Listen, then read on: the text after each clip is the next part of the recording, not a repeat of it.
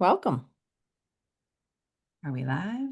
I believe we're live, Miss Kramer. It says custom We are pre-read live. service. Hello. Oh, there we go. Okay, now it's official. Hello, everyone, and happy Monday. Welcome to another round of exactly what to say around lemonade stands. I'm Nicole Kramer, and along with Andrea Daniels, we are your hosts every Monday for the next, I don't know, 2 months, I guess, talking about influence, talking about exactly what to say, talking about how you can make more sales through connecting with people at a higher level. That's really what this is all about. So, welcome. We're excited you're here. We're going to talk about lemonade stands today. That's what And Andrea and I want to talk to y'all about. yeah, what we can learn from those little folks who sell at lemonade stands. Nicole had a great experience this past week when she was walking around a pavilion and what she noticed about the vendors. And what I love about Nicole is she has great stories and great analogies. And she's a very interesting perspective on how she sees things since she's a sales coach as a consumer and from the consumer's perspective when she's just walking around and her, sales hat is off. But of course, we know it's never really off. Now, is it, Miss Kramer? Always on. Um, yeah, I think it's always helpful when we see things from that side, right? Like, how did I feel as the consumer as I was walking by? So here's how the experience started. And this is why we want to share this with all of you, because a lot of times people are having challenges with sales and they're thinking it's one thing, and there's something really simple that they're not even realizing that could make a big impact. And that's what I noticed yesterday when I was walking around on a hot day and there were lemonade stands all over the place. And when I was talking to Andrea about it earlier, I was like, we need to teach the 5-step dance today. So that's what we're going to teach you. We're going to tell a story about lemonade stands and how they're going to help you make more sales through knowing this dance. And we won't make you get up and dance, don't worry. So as I was walking around, it was a really hot day. There's vendors out, there's lemonade stands out. We were in the park. And I'm walking by these two women. They each had their own little, cart set up with their own things that they sell. So one woman was selling jewelry, the other one was selling clothing. And as I walked by, here's what I saw.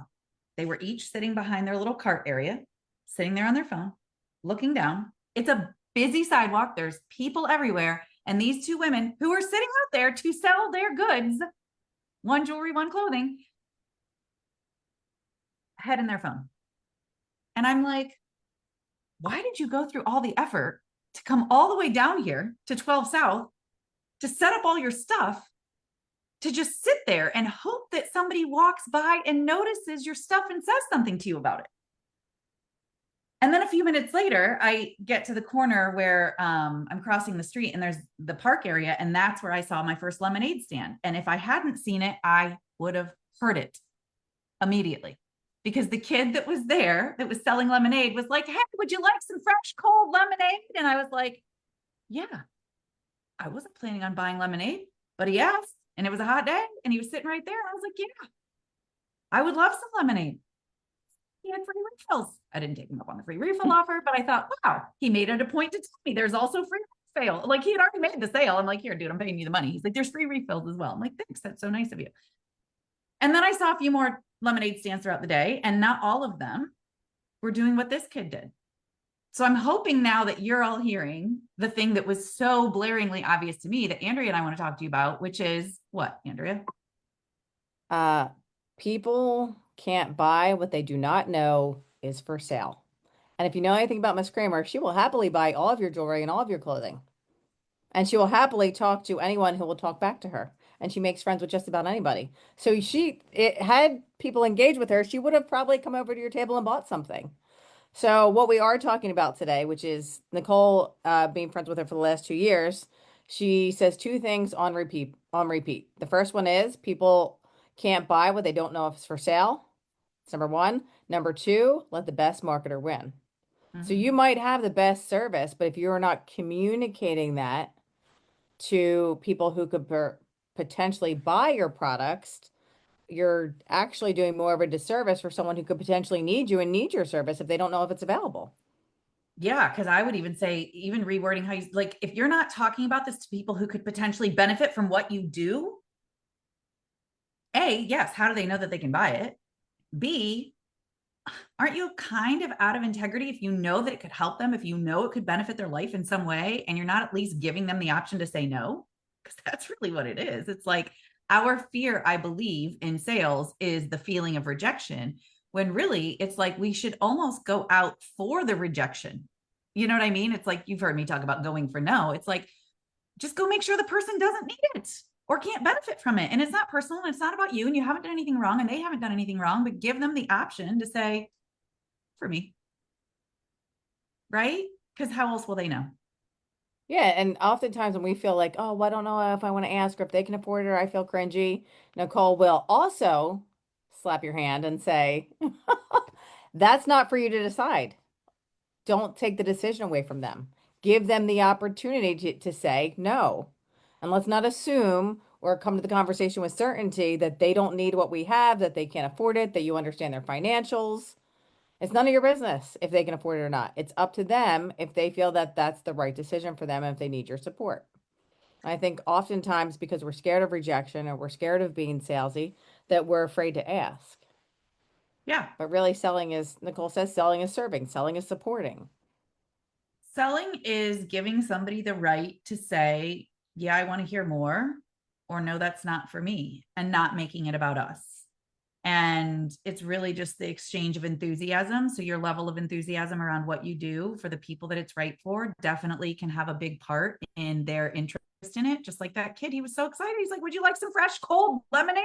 He was like lit up excited about it. I was like, well, yeah, I mean, I couldn't miss him. I couldn't not hear him. And the fact that he was so excited and ready to serve, I was like, here's my money, take my money. And I think it is so easy to put ourselves in a position where we're not doing that because it feels a lot more comfortable to not say anything at all. We don't have to face rejection. And, you know, in the work that we do, Andrea, for those that don't know, Andrea and I teach workshops around exactly what to say. So each of us has our own businesses, as many of you in this group know, because you've been in this group with me for a while. We both teach our own version of sales conversions, really. So we're both really passionate about helping people convert more, get more customers, help more people. And the work that we do together is teaching people the tools from a book called Exactly What to Say. And those tools are not just here's the magic phrase, it works every time. These tools are the soft skills, the understanding of how to make more sales with simple things like recognizing that, hey, if you ask more, you're giving more people the opportunity to buy from you. And if you know how to ask, you're giving yourself the opportunity to do it more. Those are the skills that are so important. You can know every perfect strategy in the world, and a lot of us do know them. They're free, they're available online. Strategies are everywhere. But if you aren't taking that extra step, like the simple step of asking, like those girls with the jewelry and the clothes, like I don't know how many people just walked by them. But I thought, honestly, a part of me wanted to be an advice monster and go over there and be like, can I give you a tip on how to make more sales? That's like, mind I your don't own know if you would business, have Nick. won many friends with that one, Miss Kramer. Mind your own business. But I mean, that's really what this is about. It's like, are you asking questions? Are not, hey, do you want to buy my jewelry? Right. I think that that's important too. And Andrea and I can kind of talk through this because one thing that Andrea always says that I now say all the time that I love is stop trying to get married on the first date. Right. So I'm not saying this girl should have jumped out of her chair and been like, hey, you want to buy my ring? Probably not. But she could ask a question that it would at least start a conversation, at least grab my attention, at least give me the opportunity to say no, thank you. But instead, it's like, and I just, I don't know. I know you see this too, Andrea. I see all the same things in sales conversations where people get all the way to the sidewalk, right? Let's use the analogy of this girl in her jewelry Yeah. cart. Like she woke up on a Sunday morning and put all that stuff together and put it in her car and went down there and parked somewhere and pulled the cart out, found the spot, found, you know, and it's like, you didn't come this far just to come this far. And too many people are doing that in their sales conversations. They get all the way. They work so hard to get the appointment and then they just hope that somebody shows up and wants to buy something. Hope. Hope's not a plan. Listen, hope's a great thing. Hope is the plan. Better have It's a not the lot of best it. plan. but it can't be your strategy. There has to be No. extra effort in, hey, get some enthusiasm around what you do. Act like you care about it. Why is nobody else going to care about it? Like that. Okay. Even if we were to entertain that, let's just say she was scared to death to put herself out there and ask. Just play with your jewelry. At least interested in the very thing that you're there to sell to other people, because if you're not interested in it, they're probably not going to be super interested in it, right? Yeah. And I'm not a jewelry person, so it might not have worked for me anyways. I probably wouldn't have walked over there to check out the rings. I don't know. But how do you know? And how do they know? Unless they ask. Because I know for me, I I've bought things when I wasn't planning on it. I've bought more than I was planning on buying. So what's the dance we're talking about, Andrea? We're talking about the 5-step dance. And what the 5-step dance is, it's how to approach your conversations in your relationships so we don't try and get married on the first date. So, how can we enter into a conversation, lead a conversation, get closer in relationship with people? So, when they are ready to choose, if they are ready to choose, we are the natural next step. So, it's leading. How I would describe the 5-step dance is how can we show up in a conversation to serve the other person through asking really good intentional questions, find out what their problem is, find out what their need is, find out if we can potentially help them with the solution. And through asking those really good questions, we not only find out information that can help us solve their problem, but we enter into a closer, more connected relationship with them because of the questions that we're asking. So even if they don't want to buy our product, they still feel seen, they feel heard, they feel valued because we took the time to ask them questions to see if we can support them. That would be my long-winded, long division explanation of it. It's leading the dance with questions to help serve the person in front of us.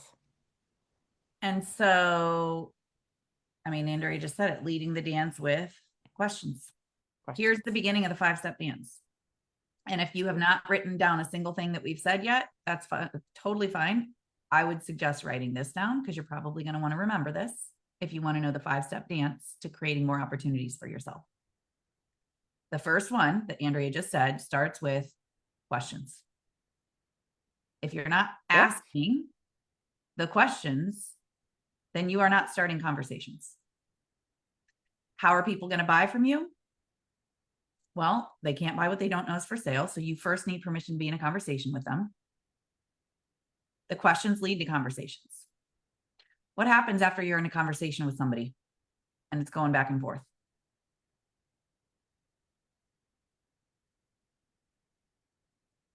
Andrea? Well, it depends. If we're in a conversation, we're going back and forth. Am I trying to understand them or am I trying to persuade them that I'm right? Either way, if you're following the 5-step dance, it's putting you into a relationship. Exactly. I know more about that little kid selling lemonade. I don't know that much about him, but I had a conversation with him. I was like, how long you been doing this? About 2 hours. It's your first time you ever done it? No, I did it last summer. What other kinds of lemonade have you sold? Sold strawberry? He didn't have a strawberry. He was already out.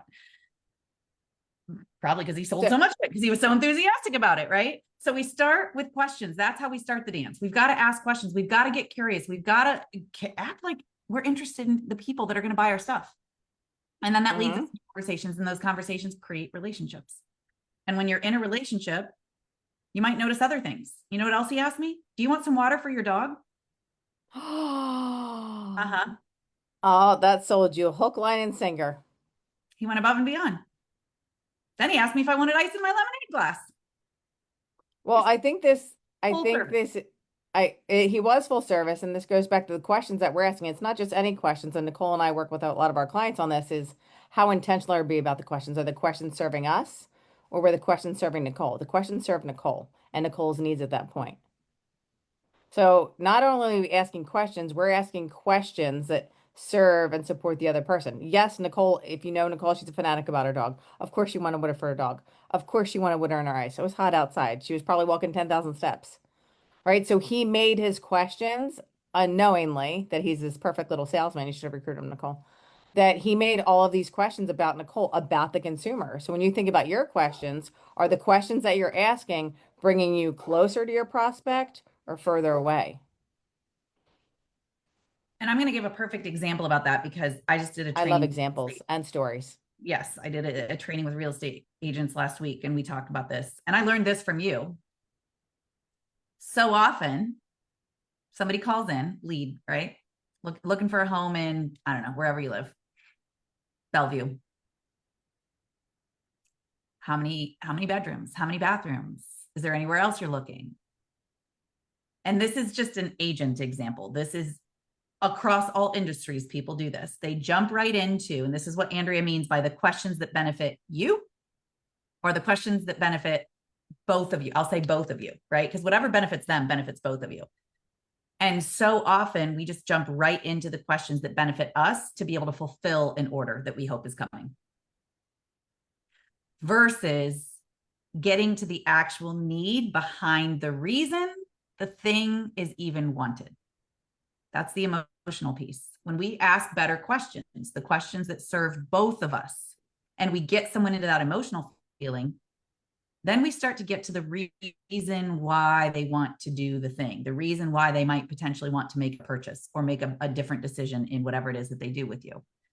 And when you can help them get into that feeling, now that serves both of you. Because how do people make decisions? With emotion. So the other thing I wanted to say about really quickly the lemonade stand, the other guy that was standing in line to buy lemonade from me, you know why he stopped? Because he heard the conversation I was having with the kid that was selling the lemonade. So talking about it created awareness for somebody else to be able to walk by. Yeah. And I think when you go through the 5-step dance and you talk about after relationships, the next step is opportunities, unless you're not ready to go to this part, Miss Kramer.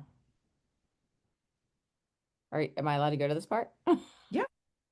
Yeah. Um, the other opportunity came to this young gentleman because he heard the relational conversation that Miss Kramer was having with said boy, and that allowed for another opportunity to sell another thing of lemonades. So you never know, even if the person in front of you is not that opportunity,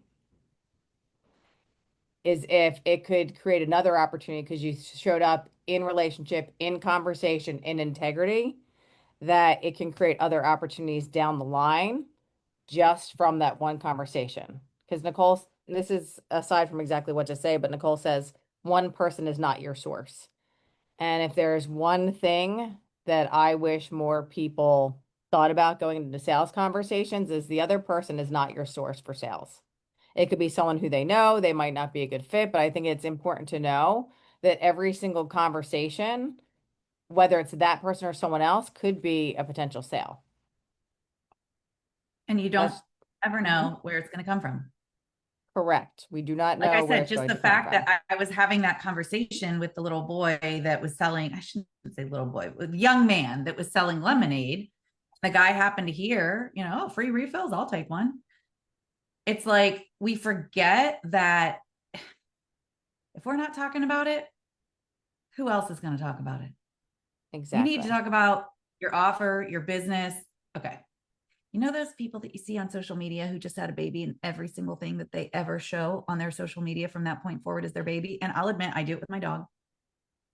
That level of like making sure that people are aware, not in an obnoxious level, but like making sure people know what you do because they can't buy what they don't know is for sale. So the 5-step dance Exactly. that we covered was that questions lead to conversations, conversations build relationships, relationships create opportunities, and opportunities are where people can take action. But without that opportunity, how was I going to buy that woman's jewelry? People are not going to stop by your stuff and go, oh, what is this? Some will, but you're going to be waiting for a long time. And you're going to be Yeah. really hungry if you're waiting And on what's those going opportunities to be the ones that and come what's through. going to work with more people more of the time? Communicating Conversation. what's available, having good conversations. Yep. Start by asking better questions. And I will say, most people are not asking good questions. They're asking questions, just like Andrea said, that serve them instead of really going deeper with the people that you're looking to help and asking questions that really get to the heart of what their motivation is. And if you're looking to get better at asking questions, we have a really fun opportunity for you. Exactly. This Wednesday, doing a complimentary role play. And I don't think I have access right now to the comments. You should.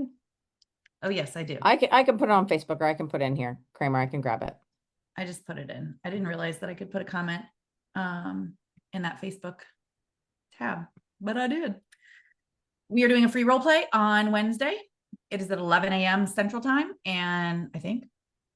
Let me And we check would for you love to see you there. And we go through role play cards. We give you prompts. We give you objections. It's really fun. It's really rapid fire, and it gives you an opportunity to do role play before real play, because so many of you are putting yourself out there in important conversations and you don't have practice.